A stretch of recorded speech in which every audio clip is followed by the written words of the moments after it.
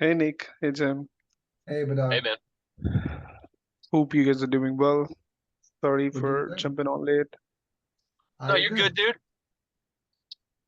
dude. We were just hanging out. So, Nick, I think I have reviewed and if I'm not mistaken, that's the most recent one, the image that was attached.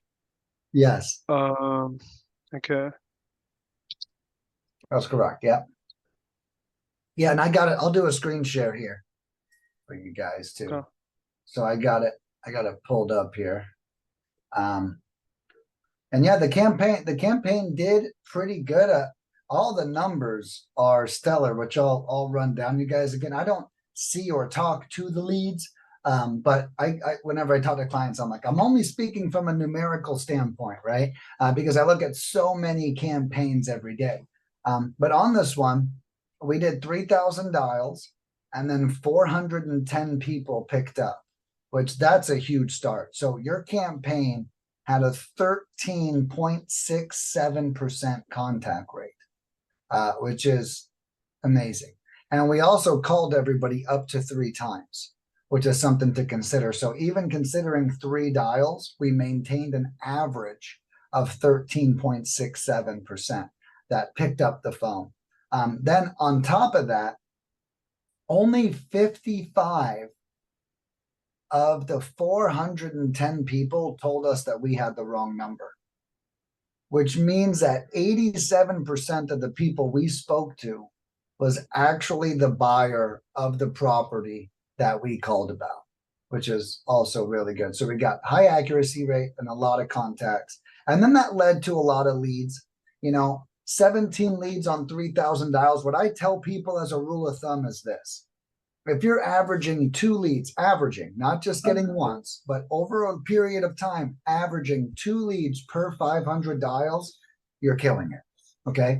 This campaign is averaging 2.8 leads per 500 dials, which is really good. You guys are almost 45% um, above average on the cold calling side. Then on the text messaging, that went really well. We did 1,500 texts. 123 people responded, which is average. That's not stellar. And then 9 leads came about. And then that is slightly above average. Texting is very similar.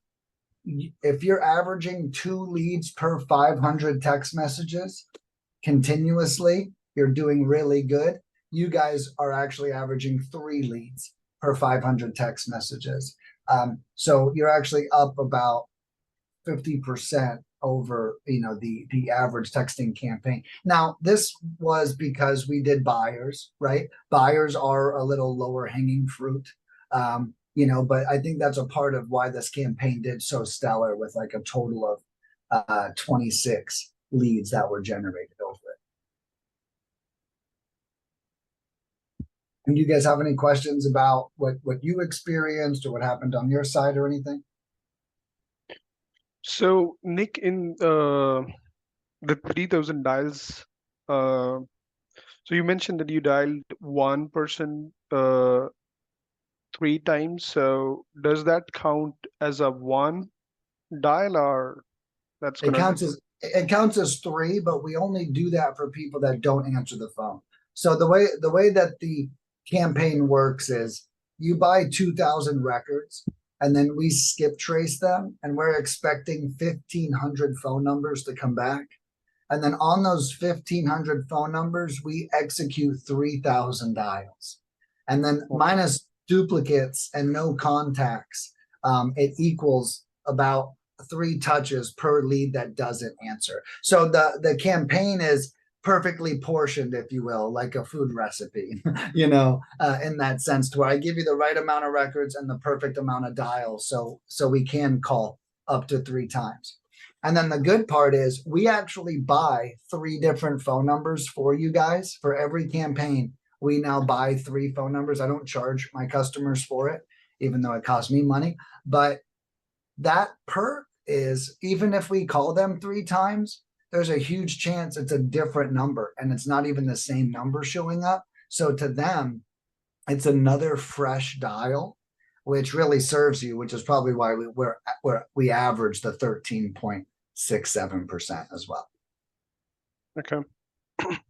So, Jim, until today, have you moved have you created the contact that was generated by their efforts? I believe so, but I'll double check when I get back off the Okay. road. So just give me till the end of the day to double check everything. All right. So, Nick, when our campaign is how many dials we have left? This campaign is over. Right? You guys bought the King Kong, which came with 3,000 dials and 1,500 texts. So this Okay. ended. It looks like last Friday. Yeah, Okay. we did a 2 week. Yeah. Okay. All right.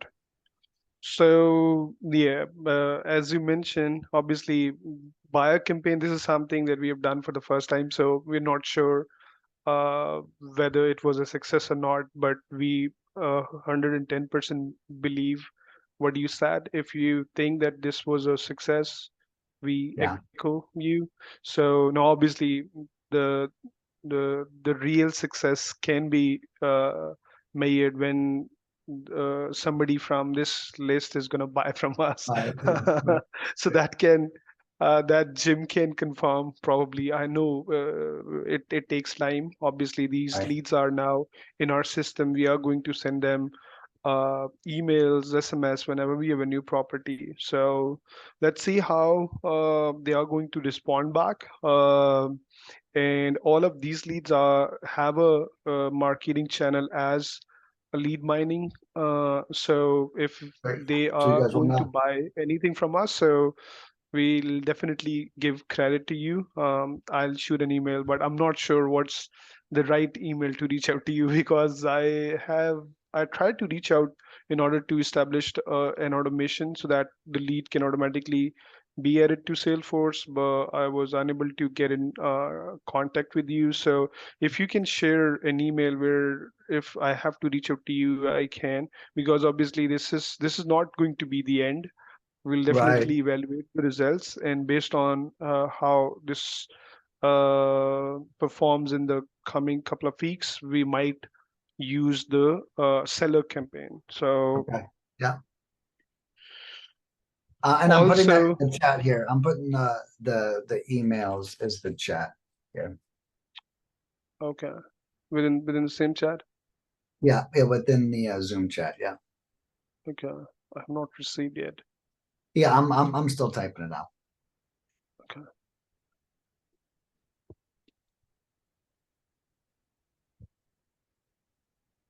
Also, just a question, Nick.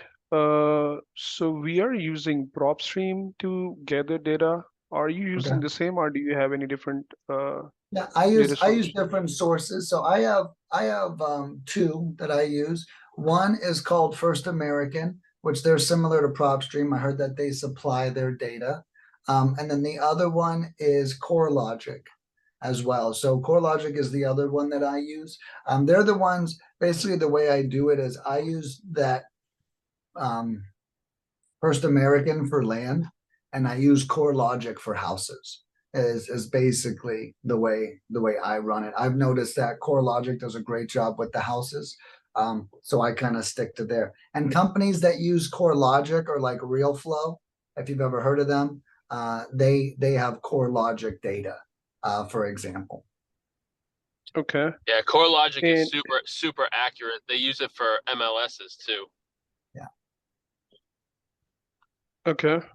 And do we have a filter to get data related to insurance claims or people who got impacted by layoffs or child support list, code violation list, the So people that are in prison? I don't get the crazy list. A couple of things I have is zombie properties, which is vacant homes that are in pre-foreclosures, vacant homes, probates, um, MLS withdrawn, pending, active, or sold. Um, intra-family transfers. So if they go from one family member to another, I can pull those lists. Low equity, high equity, empty nesters, auctions, and then absentee owners. I will say for cold calling specifically, I think direct mail is more of a hyper targeted list game. I could be honest. I think if you guys try cold calling and you're in a more suburban market, my suggestion is to start with absentee owners with 35% or greater equity. And then if those don't show promise, we can immediately move to pre-foreclosures, vacants, and tax delinquents.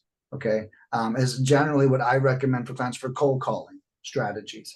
I have seen code violations work decently well in super saturated markets.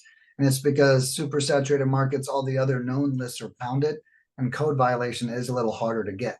So if you ever can get a code violation, you could send that over my way. But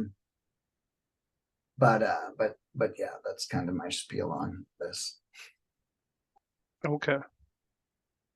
All right. So, well, that's all I have for Columbia Buyer Campaign. Thank you to you and your team for making it a success. We'll definitely reach out again, probably this time with the seller campaign. Um, so and I think this is a useful information. So absentee owner with 35% equity, with 35 or higher equity. Pre-foreclosure, vacants, and tax delinquency. These are the 4 that you recommend for cold calling.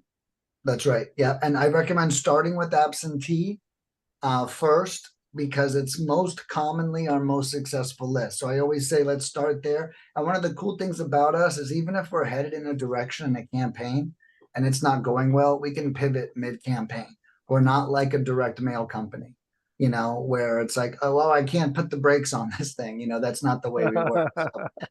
So even if we do start a campaign, you're like, Nick, we got 0 leads, 2,000 dials, pull the plug, let's pivot. So we can always do that too, if that ever happens. Okay. All right. Well, that's all I have. Jim, do you want to touch base on anything else? I'm good.